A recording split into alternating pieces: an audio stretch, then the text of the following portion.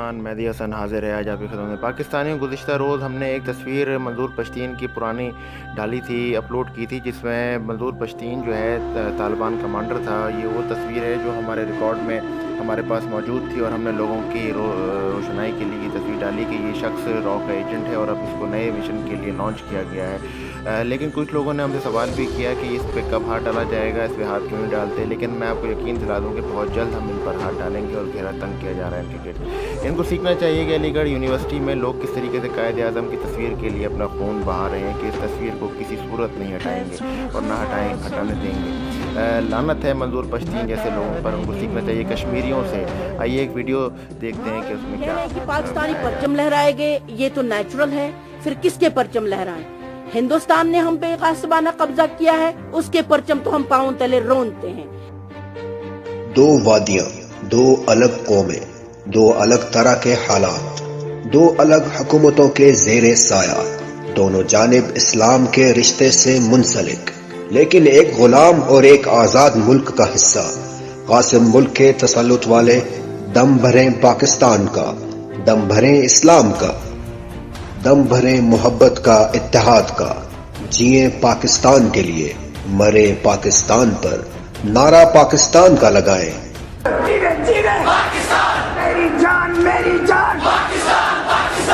झंडा पाकिस्तान का ही लहराएं। शहीद हों पाकिस्तान पाकिस्तान करते तो कफनाए सब्ज हिलाली परचम में जाएं। सर पे ये परचम सजाएं। ये जम्मू कश्मीर की वादी है जो आजादी से महरूम होकर भी पाकिस्तानी है। जबकि आजाद मुल्क के रहने वाले दम भरें भारत का, अफगानिस्तान, अमेरिका का, इसराइल का, दम भरे नफरत व इंतशार का। जिए पाकिस्तान के खिलाफ, मरे अगयार पर, नारे इसराइल के लगाए। झंडा पश्तूनिस्तान का लहराए। इज्जत और प्यार मिले तब भी इल्जाम फौज और पाकिस्तान पे लगाए। ये जो दहशत गर्दी है, ये जो दहशत गर्दी है, ये सवात की वादी है जहां चंद शरपसंद आजादी जैसी नेमत ठुकरा कर गैर पाकिस्तानी है। ये सब्ज हिलाली परचम की तकदीस का बदला है जो कश्मीर से बाहर पाकिस्तान में तौहीन करके लिया जा रहा है। मगर इंशाअल्लाह भारत के ये एजेंट नाकाम होकर रहेंगे और पाकिस्तान ता क़यामत कायम व दायम रहेगा। पाकिस्तान पाइंदाबाद। के बाद ये वाज़ेह हो जाता है कि पाक फ़ौज के ऊपर मंजूर पश्तीन और इन जैसे बगैरत अचकज़ई जैसे लोग क्यों तनकीद का निशाना बना रहे हैं। ये लोग अब एक नए मिशन के तहत जो है लॉन्च कर दिए गए हैं पाकिस्तान में इंतशार फैलाने के लिए, ताकि यहाँ पर भी वो दोबारा से चीज़ें शुरू हो जाएँ और law and order situation create हो जाए। इसराइल जिंदाबाद के नारे इन लोगों ने लगाए, यहाँ तक कि रॉ के परचम इन्होंने उठाए। और इनको सीखना चाहिए कि हिंदुस्तान में मुसलमानों के साथ क्या हो रहा है, गज़ा में मुसलमानों के साथ क्या हो रहा है। आइए एक रिपोर्ट देखते हैं ताकि आंखें।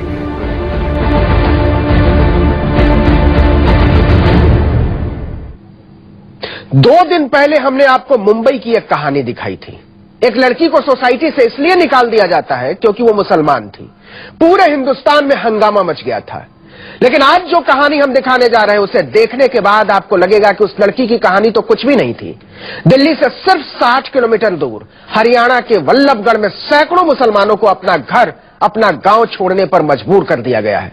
उनके घर जला दिए गए हैं, उनकी दुकानें लूट ली गई हैं और सरकार चुपचाप ये तमाशा देख रही है। अब 150 से ज्यादा मुसलमान परिवार डर के मारे वल्लभगढ़ थाने में पड़े हुए हैं।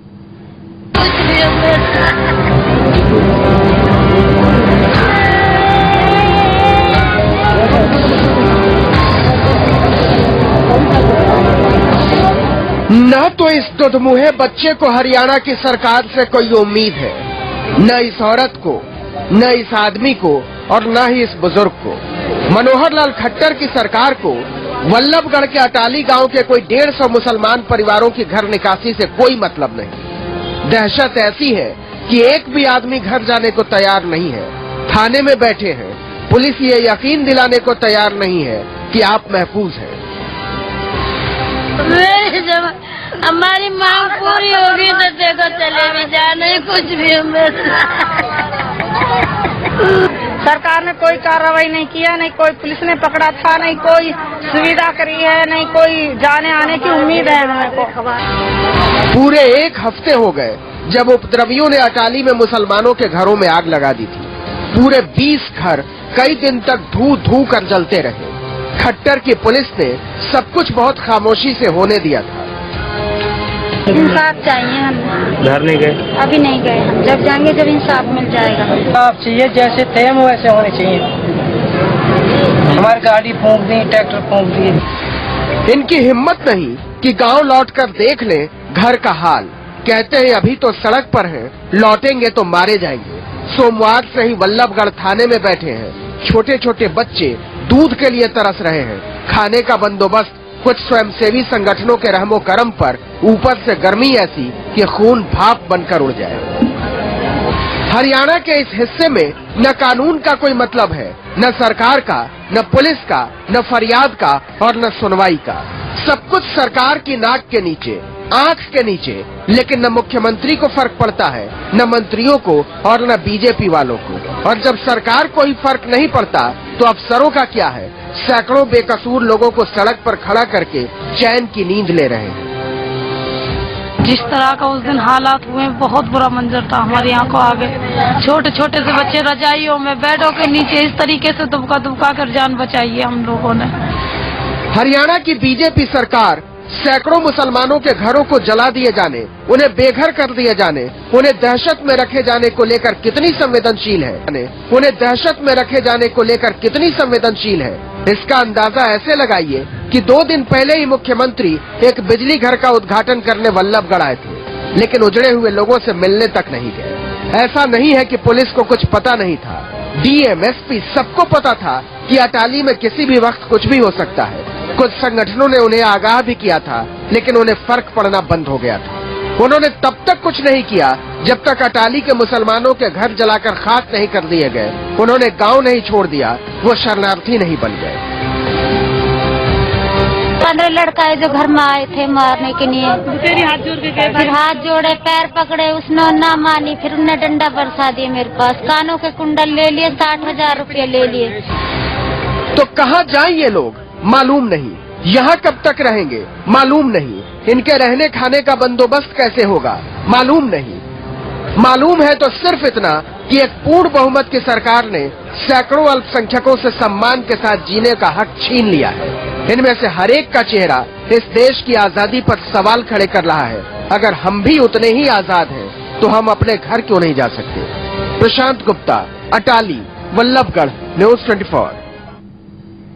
खट्टर के राज में लोग बोल रहे हैं और सरकार इस रिपोर्ट को देखने के बाद भी आज़ादी जैसी नेमत जो पाकिस्तान अल्लाह ताला ने दिया हमें, इसकी कदर नहीं करेंगे लोग। और पश्तून और इन जैसे लोगों को भड़काया जाएगा पाकिस्तान के ख़िलाफ़, तो इस आज़ादी के क्या मायने रह जाएंगे। और वो जुल्म जिसकी आप सपोर्ट में इसराइल जिंदाबाद और रॉ जिंदाबाद के नारे लगा रहे हैं, और पाक फ़ौज मुखालिफ नारे लगा रहे हैं, पाकिस्तान मुखालिफ नारे लगा रहे हैं, पाक फ़ौज पर तनकीद कर रहे हैं, ये क्या आपको रोटी देगी? ये लोग आपको ज़लील ख्वार कर देंगे, लेकिन पाक फ़ौज और अवाम आपको नाकाम करेंगे इंशाअल्लाह।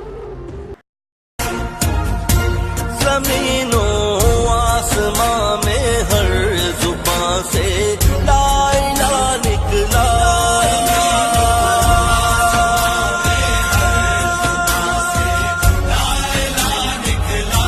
हजूरे हक से पाकिस्तान